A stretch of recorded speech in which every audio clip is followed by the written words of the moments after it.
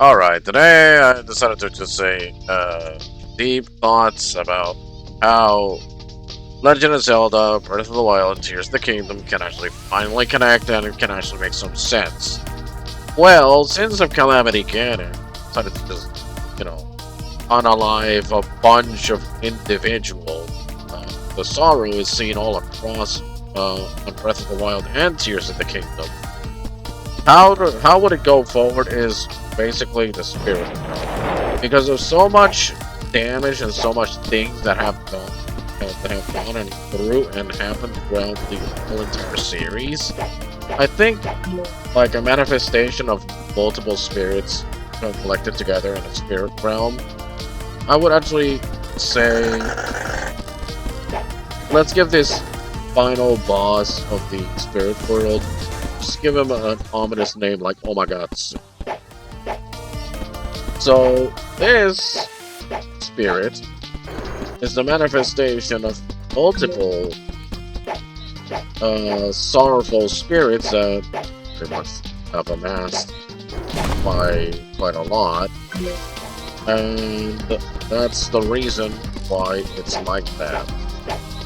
Let's just say like one or two Zonais actually survived and are showing up to Link to actually warn him about all of this, Like the realm of the living and the spirit have been thinning out, and that's why the whole entire uprising, the Sky Islands showed up, because the spirit realm is actually thinning because of Ganondorf's meddling, It was meddling too much and actually causing too much sorrow to the point that, it's a problem. That's why the Master Sword is pretty much useless against Omagatsu. It is the blade of evil's bane, not the blade of sorrow's bane. Even if you actually defeat the spirit, it will still manifest a new body. Which, that's why Link cannot actually enter with this item or stuff to actually enter the realm of the spirit. Now, I'm not thinking about a spirit realm like Phantom Hourglass or Dark World. I'm talking about yokai Japanese type of world, where Link learns multiple attack moves and whatnot, and you can like use combos and whatnot. So whenever you unsheath your blade, you will be not jumping or any other sort. You can run, you can jump, sure, but once you start swinging your blade, you'll have to actually do certain combos in order to actually do key moves in order to actually defeat certain enemies. You know what I'm saying? It's like I'm thinking of like a Metal Gear Rising or a Vengeance kind of like trick moves, like that kind of combos and whatnot, but with special abilities and whatnot. That's what I'm trying to say. Like you'll be able to do a lot of things. Durability in the game, there's no durability. You just unlock swords and whatnot. Just use them or upgrade them to your heart's content. That is what you're capable of doing. Now, is there stamina? No. You're in the spirit realm. Stamina is not a thing unless you're in combat. That's one thing that's gonna be revamped. Stamina should not actually cost you anything unless you're in combat. That is one most important thing. Traveling and everything else is gonna be much more easier, you say? No, some areas will take stamina to traverse. Now, the blade that Link will be using is the Amino-Hoking, which means the Heavenly Treasured Blade. Long before Hyrule's current age, a rift opened beneath the province, allowing malevolent yokai to pour into the world. The first Zonai Emperor united the Kitsune clans, Tengu monks, and Phoenix Guardians to forge a single sacred blade. The sword was tempered in phoenix fire, moonlight reflected on sacred waters, pure Zonai light, and the blossoming of the first sakura tree. So, it is a mystical weapon, that's what it is, and it's actually a very beautiful weapon. I cannot give you the design, but I can give you the lore of how important it is, and it's going to be really important against Omagatsu. Who in the crap is Omagatsu? Oh my goodness, what is that thing you're talking about? Well, he's a manifestation of sorrowful spirits in the province that I'm talking about, which because of the province. What province? That province, yes. The Shinkyo province, the sacred realm of spirits. It's an eastern land where boundary between the spirit world and Hyrule is thin.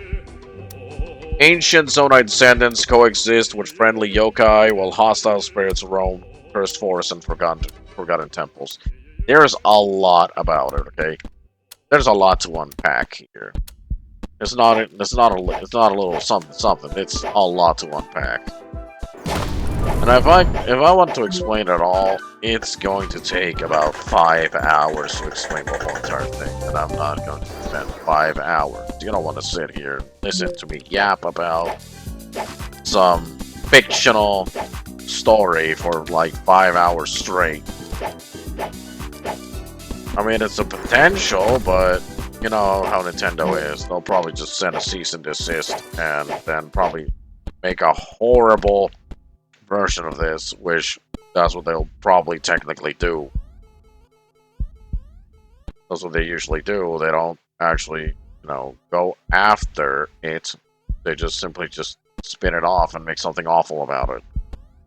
Yeah, I mean, it literally shows with Pokemon ZX when with Pal World. But yeah.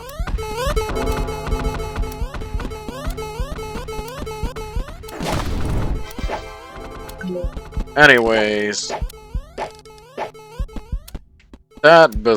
besides that, I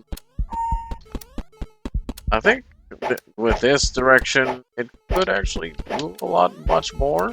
I mean, it's something new for once. It's not just Hyrule anymore. I mean, goodness gracious, how many more Hyrules are we going to be actually going through? You know what was refreshing about Majora's Mask? The actual fact that it wasn't in Hyrule, it was in Termina. That was refreshing. New land, new place.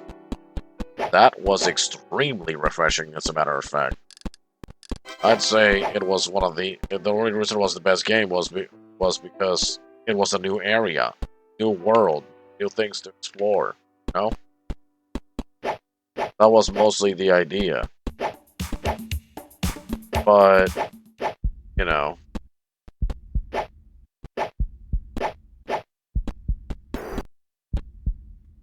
Yeah, kind of missing the whole entire part of the... Yeah, I forgot to actually explain Omagatsu. I need to go ahead and look at my book here. Omagatsu. I'm going through the page. It's just...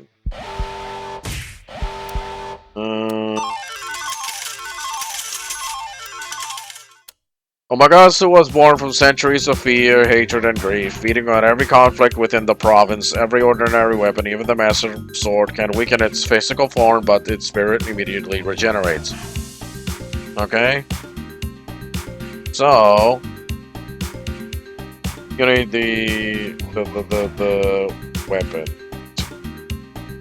Now, long before the founding of modern Hyrule, when the Zonai still walked openly amongst mortals, the world was divided into two realms. The living world, where humans, Hylians, Gorons, Rito, Gerudo, etc. lived, and the spirit realm, where the benevolent yokai, ancestral spirits, phoenixes, and nature guardians maintained the balance of life and death. The two realms were never meant to merge. They touched only at sacred places where respect, remembrance, and nature were in harmony.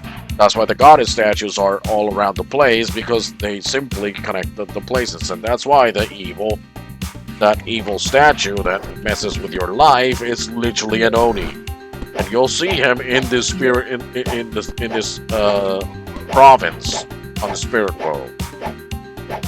He'll be playing the same role that he did back in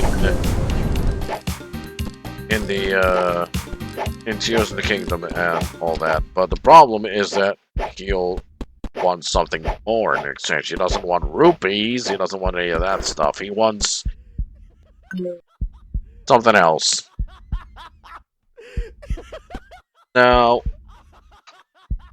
why is it very important to go down this path of the spiritual and yokai world? Well, let me explain what Omagatsu is. A civilization grew, wars spread across the land, the calamity and everything else, and and all the other things that happen in Breath of the Wild and Tears of the Kingdom.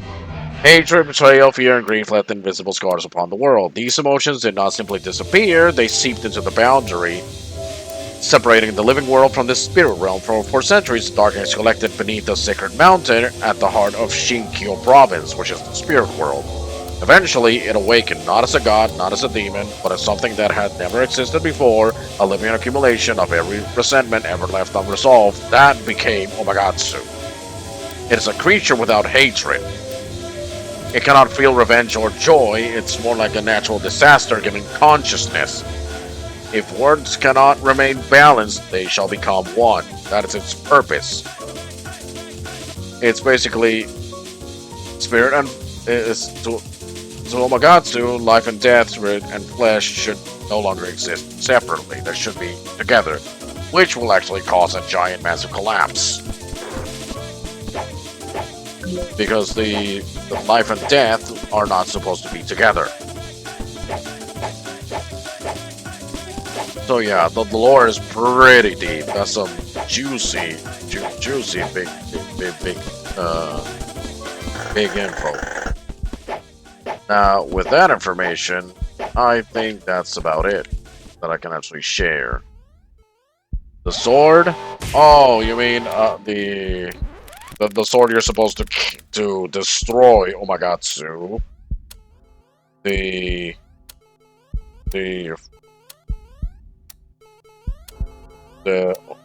Oni spirit, basically.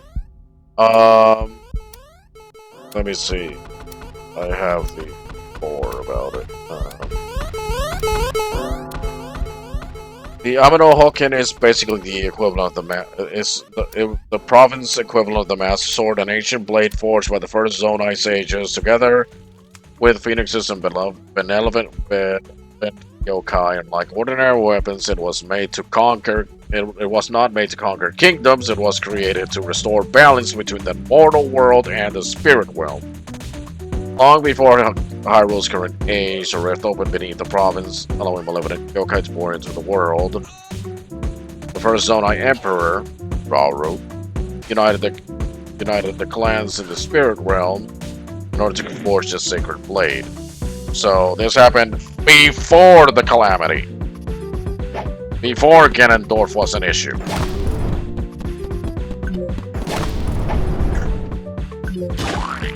So yeah. This happened before. So yeah, that's why Rauru is stuck in a hand, because he was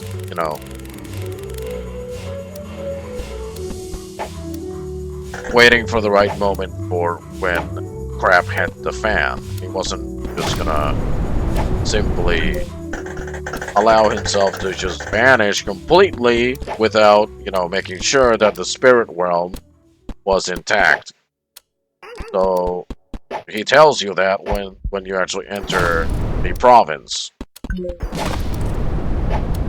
literally tells you that he wouldn't actually allow the province to fall. Because Ganondorf was just a small problem. It was just a minor problem. He was just gonna try to conquer the world.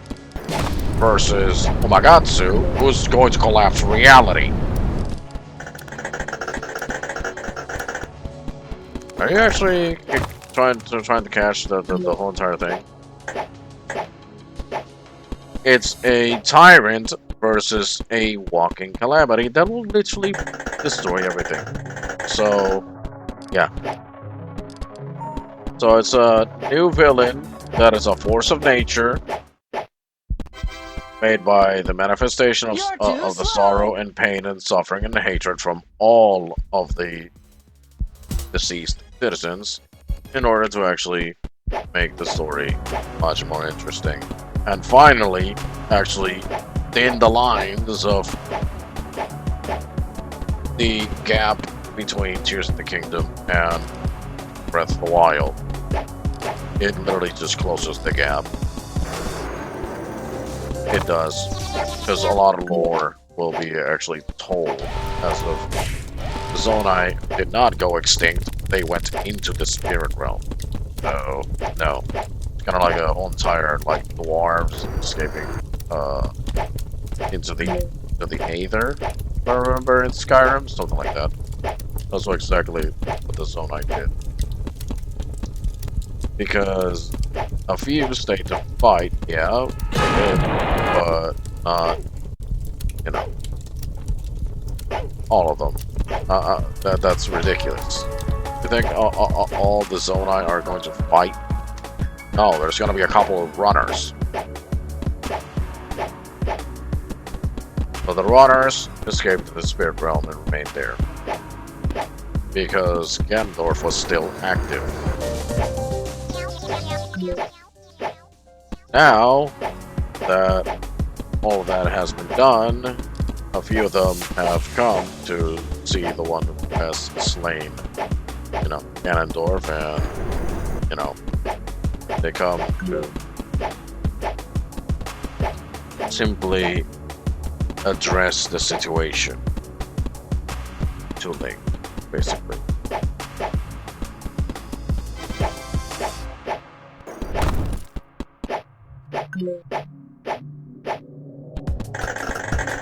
And yes, the effects of Omagatsu will be visible in the beginning. So if you don't take any action or any of the sort, then yeah.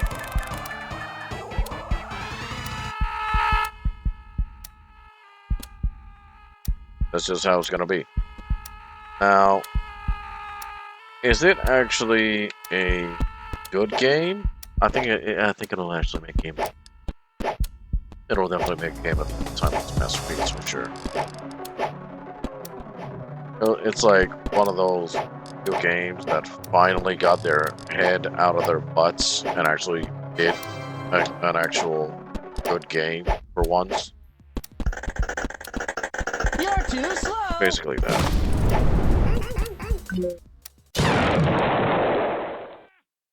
Now, that's all about the idea that I have. This is just a log. I did something important. Whoever actually wants to, you know, invest on the idea, then let me know. But it can still be made as a fan game, but it's going to be a little bit of ambitious levels. I'm telling you, the game is so ambitious that even if it was made as a fan game, Nintendo will literally throw a cease and desist for sure. That's how ambitious it is. Anyways, that's all.